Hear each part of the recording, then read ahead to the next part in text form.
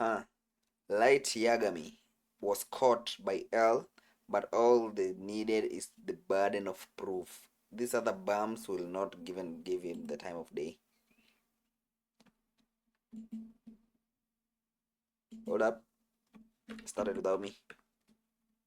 L from Death Note is one of the best detectives in fiction, and honestly, a lot of anime fans would tell you that he is the best, because this man is known for doing the absolute impossible. Now, before the Kira case was even a thing, L literally prevented World War III at just 8 years old by communicating with different world leaders and stopping the conflict from escalating, which is absolutely absurd. Then you've got other insane cases like the BB murder case, which helped cement him as the guy law enforcement calls when a case is just so difficult for anyone else to solve. Essentially, he is the last resort for the impossible. Now, I know some people are gonna say, well, if L is so smart, then how did he lose to Light Yagami? But that argument kind of leaves out the most important part. L was playing a game without knowing the rules. It's kind of just like throwing somebody against Magnus Carlsen in chess, except they don't even know how chess works yet, and they still somehow almost win. L basically knew Light was Kira from the moment he started seriously observing him, but the problem was that he was trying to solve something that should have not been even possible in the first place. He had no reason at first to believe the supernatural existed, and by the time he fully accepted that it might, it was already too late. Even then, from absolute scratch, L narrowed the entire Kira case down to Light Yagami and laid the foundation for Nier and Mello to finish the job. So yeah, to sum it up, L is simply him. Now the tiers are pretty self-explanatory. We have they escape L, close case, which means the killers get almost this close to surviving, but inevitably they do get caught. And easy arrest is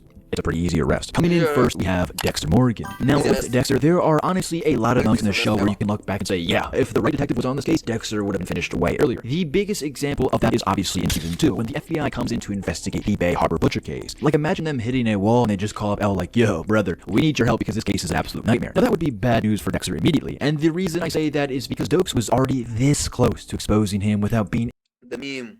I can't stop thinking about anywhere the meme. near at this one. The one is like,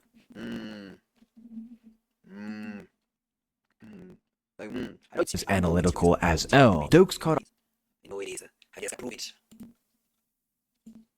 onto Dexter purely off instinct. He literally caught Dexter in the act of moving a dead body in trash bags onto his boat. That is how close Dexter was to being done. So if a guy like Dokes could sniff him out just from a gut feeling and pressure, then L would absolutely pick up on Dexter too, and probably even faster. Now I'm not saying this would be easy because Dexter is still Dexter. He is very careful, and whenever he feels truly threatened, his go-to move is usually to get rid of the threat before it gets rid of him. That's why he survived as long as he did, but the difference with L is that Dexter could not play that same game here. He can't just isolate L the way he did with Dokes, because the second Dexter even tries to make a move on L is way too used to operating like somebody wants him gone already. One weird move from Dexter and L's suspicion turns into full confirmation, and once Dexter feels cornered, that is when he becomes the most dangerous, but also the most vulnerable. So no, I don't think this is an easy arrest at all, but honestly I do think that L will inevitably catch Dexter, but this is going to be a close case. Next we have it's going to be an easy arrest. That is giving this man too many props. He's careful, he's careful. The greatest detective, I'm pretty sure he has solved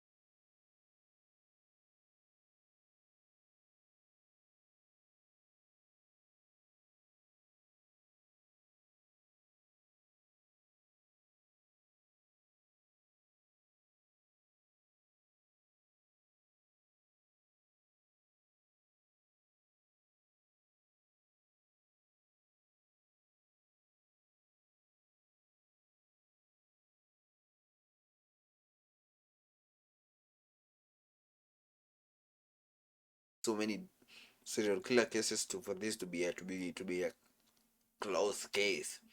Easy arrest.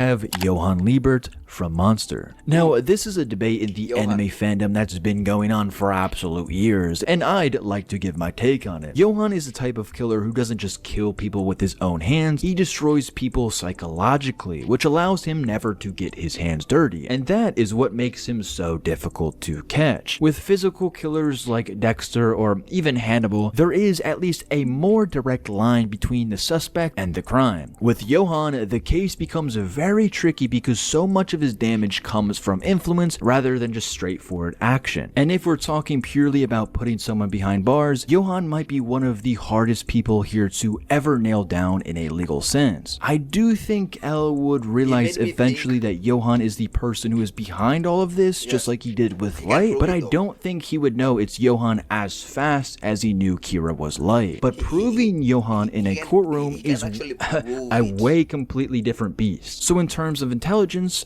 I mean, L can definitely keep up with Johan, but I think Johan has him beat in terms of actually putting him behind bars with enough proof. So yes, I do think Johan escapes L. Next we have Walter White. The biggest problem for Walter White is that even though he is brilliant, he is nowhere near as in control as he really thinks he is. He survives because he improvises well, not because he actually has everything mapped out half of the time. Honestly, I still don't even know how he made it as far as he did, like genuinely. His whole empire is held together by lies and those last second moments where he barely wiggles his way out of a disaster. But at the same time, you know, let me stop downplaying Walter for a second, because this man absolutely does have the brains.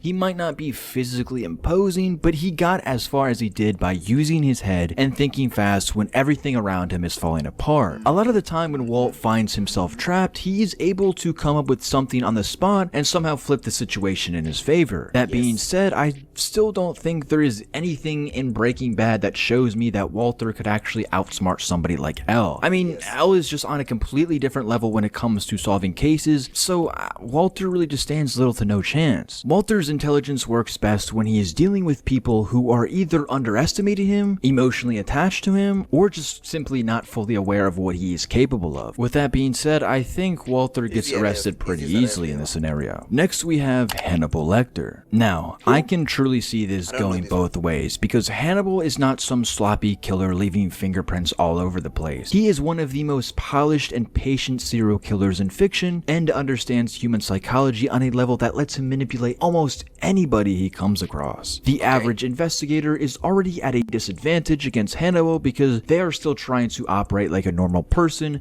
dealing with a normal criminal. Now, I think L would pick up on Hannibal way quicker than most people ever could. L is the kind of detective who starts getting suspicious when somebody just seems too perfect. Like Light, he was a grade A student, loving family, and a beautiful girlfriend, which, when you really think about it, why did he throw all that away? I mean, I guess power just really consumes people because, brother, he had everything. The issue is that Hannibal is incredibly hard to prove. I think L absolutely could identify him as the Chesapeake Ripper, but getting enough concrete evidence to put Hannibal behind bars would take some serious time. Like, this guy genuinely leaves no evidence behind. Like, he's squeaky clean. L obviously wouldn't be able to get any evidence from the crime scenes. He would have to catch him in the act or trap him. Still, I do think L could get there, maybe eventually, because Hannibal's ego is one of the only things that can betray him. Hannibal loves being around intelligent people, and the longer he engages with L, I feel like he could honestly probably slip. I feel like he could escape L, and L could also catch him. I don't know, this one might be controversial, but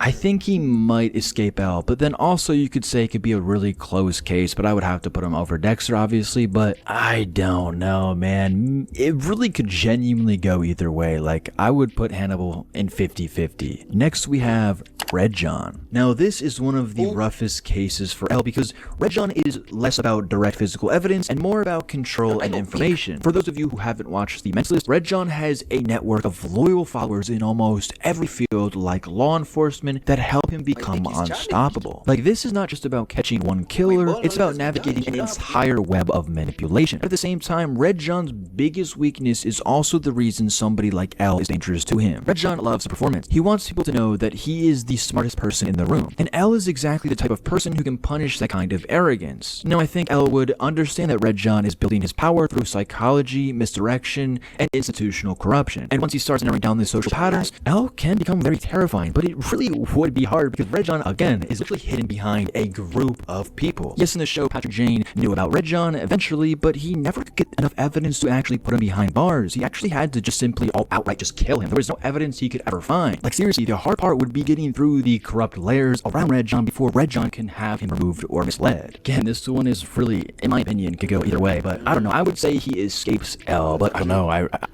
really just...